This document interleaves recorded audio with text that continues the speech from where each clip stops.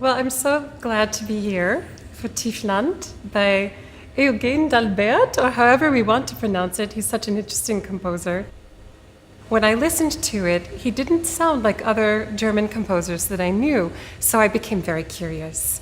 And I found that basically he was a European citizen and didn't specifically find his homeland throughout his life. He was born in Scotland, and I believe his parents were German and French. And he also ended up giving up his British citizenship to become a German citizen. Then he was a Swiss citizen, and he actually died in Riga. I think that we hear the entire continent of Europe in his music. And we hear his fascination with Wagner. He was very impressed, especially by Tristan und Isolde, which he heard when he was younger.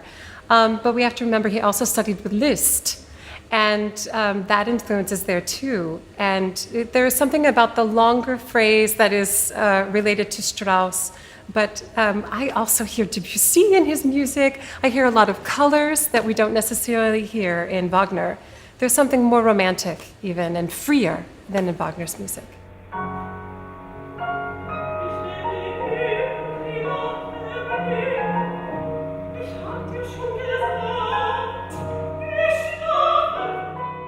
Oh, Marta. Oh, gosh. Well, Marta has had a really hard life. And it's one of the most interesting libretti for me because actually we get a detailed history of her character. She tells her entire life story. I don't know. I feel very sorry for her. And I feel very happy for her when the positive things occur. So for me, she's a very engaging and moving character. She has been abused through so much of her life, and she seems to be more comfortable with physical abuse than with expressions of love. There's something so proud about her, and then at the same time, she is absolutely humiliated and miserable through most of her life, actually.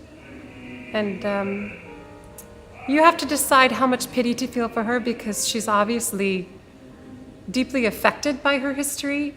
She's not always a kind person. I think that she's always trying to engage in power play to get control of things.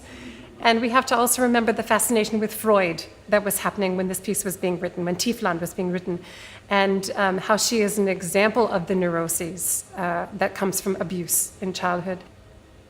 So the excerpt that I will sing for you now is a very important expression of Marta when she's relating to Pedro. He has just punished her and harmed her, and she's finally able to speak freely to him. It's the first time that she's not trying to provoke violence or defend herself or hide something. She finally opens her heart and says, "You had to punish me, and the only way that you can bring me salvation is to kill me because my life has been so terrible. People have been so terrible to me. And I am not a bad person, but I think the only way for me to go on now is just to die."